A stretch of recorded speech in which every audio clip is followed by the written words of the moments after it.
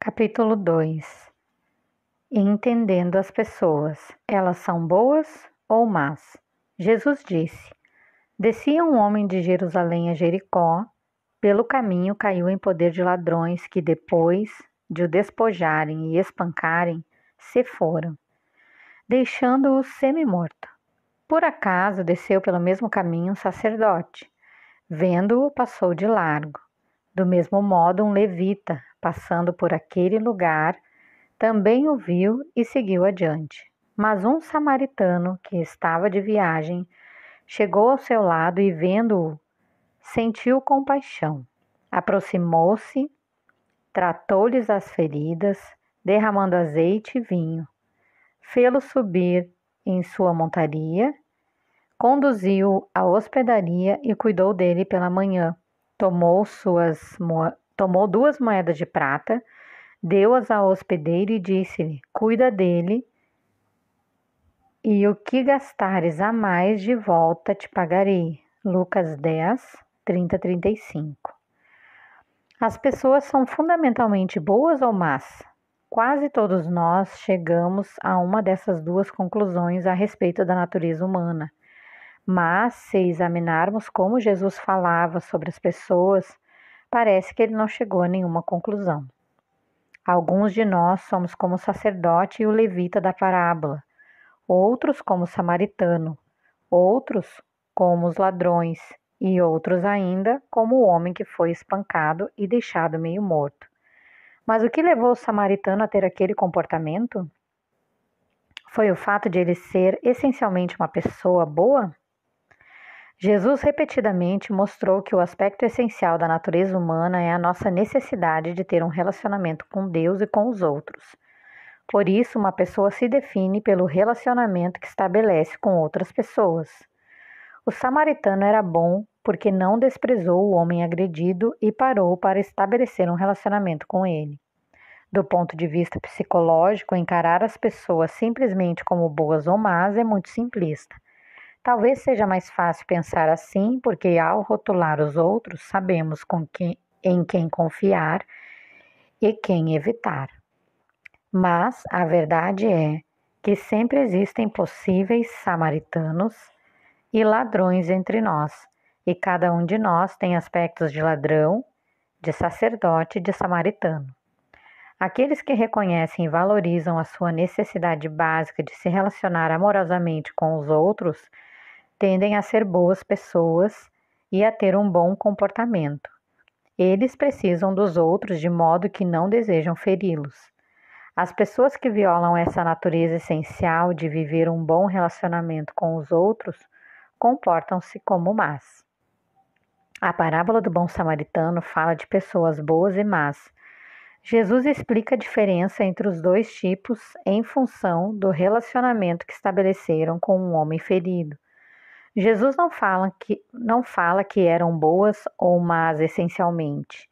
Ele conhecia profundamente a natureza humana e, por isso, pôde nos ajudar hoje a compreender o comportamento de todas as pessoas que conhecemos, inclusive o nosso. Jesus considera as pessoas essencialmente más? Descia um homem de Jerusalém a Jericó. Pelo caminho caiu em poder de ladrões. Lucas 10, 30. Jesus estava familiarizado com as escrituras judaicas que falavam da profunda decepção de Deus com a raça humana e de como ele destruiu o planeta com um grande dilúvio. Se Jesus concluiu a partir dessa história que somos fundamentalmente maus, então nossa natureza é ser como os ladrões da parábola do bom samaritano. Nós nos apossaríamos do que pertence aos outros e não os respeitaríamos, porque o importante neste mundo seria a sobrevivência do mais forte e faria parte da nossa natureza cuidar primeiro de nós mesmos, ainda que em prejuízo dos outros. A partir dessa perspectiva, sem alguma forma de religião ou de freio, todos nós mostraríamos nocivos e destrutivos. Martin veio fazer terapia porque sua mulher disse que pediria o divórcio se ele não procurasse ajuda profissional. Ela havia descoberto não apenas que ele estava tendo um caso com outra mulher, como também que o problema dele com as drogas era muito mais grave do que ele deixara transparecer. Muitas vezes, Martin era desonesto com a mulher e ela estava chegando à conclusão de que nem mesmo conhecia o homem com quem tinha se casado. Ele estava envolvido em uma série de atividades ilegais que escondera da esposa e não queria que um divórcio complicado o deixasse exposto. Martin às vezes ficava ansioso, com medo de ser apanhado por causa das suas más ações, mas nunca se sentia culpado por praticá-las. Até onde eu conseguia perceber, Martin parecia ser uma pessoa genuinamente má, mesmo que ele não pensasse dessa maneira. Martin é o ladrão da parábola do bom samaritano. Ele rouba dos outros e depois dissipa o produto do seu roubo, o que o leva a roubar de novo. Existem pessoas más na vida que violam os outros e os deixam debilitados e destruídos. A tragédia é que cada vez Martin comete um abuso contra alguém, ele fere a si mesmo, o que faz com que ele queira aproveitar-se novamente de alguém. Sua falta de compaixão pelos outros criou um muro ao redor do seu coração que o afasta da sua condição humana. Martin está preso em um ciclo vicioso de abuso contra as outras pessoas. É justamente por não se dar conta da própria maldade que ele continua a agir maldosamente. Jesus sabia que de nada adianta colocar os ladrões diante da própria imoralidade. Eles geralmente nos dizem o que queremos ouvir. Algumas pessoas, como Martin, são capazes de mudar, mas só em circunstâncias extremas. Não sei o que teria acontecido se Martin tivesse permanecido na terapia e eu tivesse sido capaz de desenvolver com ele um relacionamento significativo bastante para que ele fizesse um exame honesto de si mesmo. Naquelas circunstâncias, ele continuou a ter um mau comportamento porque não considerava ninguém suficientemente importante para fazê-lo agir de outra maneira. A mulher de Martin, de fato, pediu o divórcio e não sei onde ele está hoje, mas não deve ser em um lugar muito bom. Na parábola do bom samaritano, o ladrão era definitivamente uma pessoa má, mas Jesus não se concentrou nele. Ele não estava interessado em definir a natureza humana como má, mas em nos oferecer um modelo de como sermos bons. Jesus ligava-se constantemente às pessoas que podiam ser consideradas más pelos outros, como a mulher adúltera, mas ele não os encarava dessa maneira. Ele via todas as pessoas como capazes de ser boas e nunca as discriminava. Jesus procurava sempre atrair as pessoas para um relacionamento com ele, porque era isso o que as ajudava a se tornar melhores. Princípio espiritual: roubar os outros furta a alma do ladrão. O problema de ver as pessoas como más. Por fora pareceis justos aos outros, mas por dentro estáis cheios de hipocrisia e perversidade. Joshua procurou a terapia porque seu casamento estava desmoronando. Joshua era um religioso devoto que desejava agir o mais corretamente possível. Se fazer terapia individual pudesse ajudar o seu casamento, ele certamente estaria disposto a tentar. O problema que Joshua e eu enfrentamos logo no início da terapia foi o fato de que ele acreditava que sua mulher era a causadora de todas as suas dificuldades. Joshua insistia em acusar a mulher, contando como ela o havia desapontado com seu egocentrismo, como ela deixara de se comportar à altura do que prometera nos votos matrimoniais e estava destruindo o casamento. Joshua se negava a admitir sua parcela de responsabilidade na crise conjugal e sempre encerrava sua autoavaliação com declarações como: "Mas eu me sinto bem. Se não fosse por causa dela, nem mesmo estaria aqui." Joshua se via como uma pessoa espiritualizada que havia dedicado anos aos estudos teológicos, a cultivar a sua fé e a ceder parte do seu tempo para auxiliar o desenvolvimento espiritual dos outros. Ele estava firmemente convencido de que se as pessoas praticassem as disciplinas espirituais, não teriam problemas emocionais. Estava certo de que os problemas da esposa provinham do fato de ela não ter fé. Joshua não conseguia entender os problemas psicológicos da mulher e nem de que forma ele contribuía para as dificuldades do casal. Ele acreditava que ceder às emoções humanas significava submeter-se aos desejos da carne, que ele considerava fundamentalmente maus. Joshua queria ser uma pessoa espiritualizada capaz de superar as fraquezas humanas. Criticava muito a mulher por ela ser incapaz de fazer o mesmo. Tentei lhe mostrar que expressar as emoções não era sinal de fraqueza e sim uma demonstração de força, mas esbarrava nas suas certezas. Minha fé se baseia em fatos, não em sentimentos. Ele me informava. Colocar fatos e sentimentos no mesmo nível é uma violação da minha fé. Como resultado, ele continuou a encarar os sentimentos da mulher como uma manifestação doentia. Infelizmente, minha terapia com Joshua foi breve e mal sucedida. É sempre difícil ajudar as pessoas que buscam a terapia afirmando que são os outros que precisam de ajuda.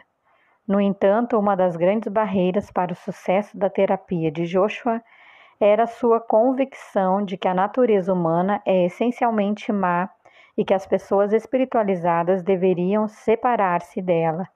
Havia uma discordância básica entre nós. Eu estava tentando fazer com que ele entrasse em contato com a sua condição humana e ele se empenhava em se afastar dela o máximo possível. O problema de acreditar que as pessoas são fundamentalmente más é que essa crença faz com que tenhamos vergonha de ser humanos. Criamos então um ser idealizado para fingir que somos diferentes. Quem considera a natureza humana desprezível e má precisa descobrir uma maneira de se livrar da parte nociva e tornar-se um ser puramente espiritual que vive acima de tudo isso. O problema dos fariseus era acreditar que eles não eram como as outras pessoas. Eles se achavam mais espirituais do que humanos. Em outras palavras, acreditar que a humanidade é fundamentalmente má faz você querer se afastar dela o máximo possível e só se associar àqueles que defendem idênticas convicções religiosas. Pessoas assim desprezam, mesmo que de forma inconsciente, aqueles que deixam de alcançar o seu nível de espiritualidade.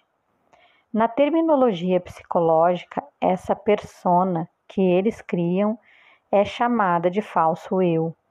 O termo religioso é fariseu. Na época em que Jesus contou a parábola do bom samaritano, havia um forte preconceito racial entre judeus e samaritanos. Naquele tempo, os samaritanos eram considerados pessoas más e os fariseus, os sacerdotes e os religiosos judeus eram tidos como bons.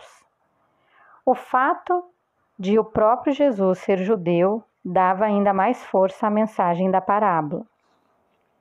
Hoje os termos foram invertidos. Bom e samaritano referem-se a qualidades positivas e ser chamado de fariseu tem uma conotação certamente negativa. Com sua parábola, Jesus nos mostrou que as pessoas são boas ou más devido aos relacionamentos que estabelecem e não a algo que lhes é inerente desde que nasceram. A religião não nos tira da nossa condição humana, pelo contrário, a religião nos faz viver plenamente a condição humana. Princípio espiritual. Não podemos escapar do nosso eu, mas podemos encontrá-lo. Jesus via as pessoas como essencialmente boas? Amai os vossos inimigos. Lucas 6, 27. A filosofia que afirma que as pessoas são essencialmente boas é chamada de humanismo.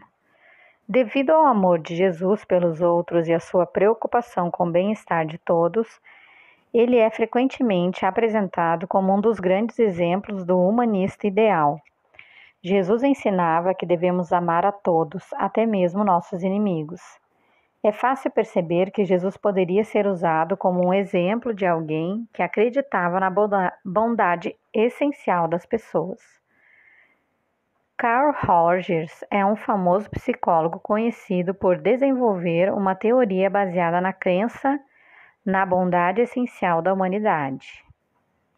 Ele acreditava que todas as pessoas possuem dentro de si um processo de autorrealização, que as fará saudáveis na presença das condições corretas. Quase todos os terapeutas conhecem a terapia rogeriana como um dos principais exemplos da psicologia humanista. Certo dia, enquanto o Dr. Rogers conversava com a mãe de uma criança problemática que estava tentando tratar, ele descobriu uma coisa muito importante. Depois de terminar a discussão sobre os problemas da criança, a mãe se levantou e foi em direção à porta. Lá chegando, hesitou, voltou-se para o Dr. Rogers e perguntou: Ainda temos alguns minutos? Ainda temos alguns minutos. O senhor se importa se eu disser algumas coisas a meu respeito? Rogers convidou-a para sentar e escutou atentamente o que a mulher tinha a dizer. Nas próprias palavras dele, naquele momento, a verdadeira terapia começou. Posteriormente, ele descobriu que existe dentro de cada pessoa o que acreditou ser um impulso inato em direção à totalidade, e este impulso é ativado quando a pessoa se sente acolhida e aceita incondicionalmente. Não sei se o Dr. Rogers em algum momento pensou nisso, mas existem algumas surpreendentes semelhanças entre o seu pensamento e o amor incondicional que Jesus ensinou séculos atrás. Jesus falava do amor divino que era incondicional. Rogers dizia que a consideração positiva incondicional era essencial para o processo de cura. Jesus descreveu a humanidade como sendo a imagem de Deus, possuindo um valor inerente. Rogers observou um processo de autorrealização inerente em todas as pessoas e afirmou que a autenticidade só acontece quando somos coerentes com nós mesmos. Jesus disse muitas coisas que apoiam a crença humanista na bondade inerente das pessoas, mas não podemos parar aqui. Jesus também reconheceu os problemas associados a essa crença e para saber quais são, temos que prosseguir na leitura. Princípio espiritual. Os bons ouvintes fazem as pessoas serem melhores. O problema de ver as pessoas como boas. Assim, os últimos serão os primeiros e os primeiros os últimos. Mateus 20:16. Tyler é um jovem executivo promissor com um brilhante futuro. É inteligente, tem boa aparência e é ambicioso. Tyler se considera uma pessoa realizada por ser independente e competente em tudo o que faz. Ele define força como autoconfiança, até mesmo na presença de circunstâncias extremas. Tyler procurou a terapia com a namorada porque ela achava que a relação dos dois poderia se beneficiar com um aconselhamento. Ele não julgava precisar do tratamento, mas estava sempre aberto a aprender como poderia ser mais eficiente na vida. Estamos aqui apenas para um pequeno ajuste, ele me avisou. Não estou interessado em um processo longo e arrastado para discutir o que sinto com relação à minha mãe ou qualquer coisa desse tipo. Tyler não gostava de olhar para trás porque se via sempre avançando e discutir o passado lhe parecia inútil. Tyler encarava o relacionamento com a namorada como uma tentativa de formar uma parceira. Estava disposto a investir no relacionamento, mas somente se obtivesse um retorno aceitável do investimento. Não queria alguém que dependesse dele, desejava uma parceira cuja contribuição fosse igual à dele. Os papéis tradicionais podem ter funcionado nas gerações passadas, mas é impossível vencer na vida hoje em dia se não estivermos dispostos a passar algum tempo sem ter filhos, com os dois trabalhando. Somos duas pessoas progressistas e é isso que dá certo conosco, insistia Tyler. Eu sabia que os casais que fazem esse tipo de opção conseguem ter uma vida financeiramente bem mais folgada do que as famílias em que somente um dos parceiros trabalha, mas perguntei-me se a realização financeira seria suficiente para satisfazer Tyler a longo prazo. Então você acha que vão querer filhos no futuro? Perguntei. Talvez um dia, respondeu Tyler, mas estamos aproveitando bastante nossa liberdade no momento. A coisa a qual Tyler dava mais valor era a independência. Ele estava tentando descobrir como se unir a outra pessoa sem se sacrificar nem um pouco no processo. Só estava interessado no casamento se pudesse vê-lo como um esforço conjunto de duas pessoas, uma parceria experimental que poderia ser dissolvida se não lhe proporcionasse o benefício prometido. Embora não conseguisse perceber nem admitir, Tyler estava, na verdade, preso aos vínculos tradicionais que ele considerava tão inadequados. Tyler queria um relacionamento que fosse o exato oposto do de seus pais. Neste sentido, o relacionamento dos pais era o modelo que definia o dele. Por mais que detestasse pesquisar o passado, era exatamente isso que ele precisava fazer para poder entender as suas decisões para o futuro. No decorrer do aconselhamento, Tyler foi percebendo que o seu desejo de agir de forma oposta à dos pais significava que ele estava desapontado com a maneira como tinha sido tratado na infância e na adolescência e queria que sua vida fosse diferente. Ele começou a reconhecer que não estava de modo nenhum livre do seu passado. Em vez de ser independente, Tyler descobriu que dependia tanto do seu passado e das outras pessoas que procurava até evitá-las, sem ter consciência de que estava fazendo isso. O relacionamento de Tyler com a namorada está indo agora de vento em popa. Eles passaram a se comunicar melhor porque estão mais conscientes de seus sentimentos e as suas experiências a respeito da relação mudaram. Suas metas financeiras ainda são bastante ambiciosas, mas não mais prioritárias. Tyler está começando a depender emocionalmente de alguém e está descobrindo as vantagens dessa pendência. Em vez de só pensar em si mesmo, ele procura formar uma unidade com a namorada e isso o deixa feliz. O individualismo é a crença na autoconfiança e na independência. Aqueles que acreditam no individualismo enfatizam a realização e o sucesso pessoais sem precisar depender dos outros.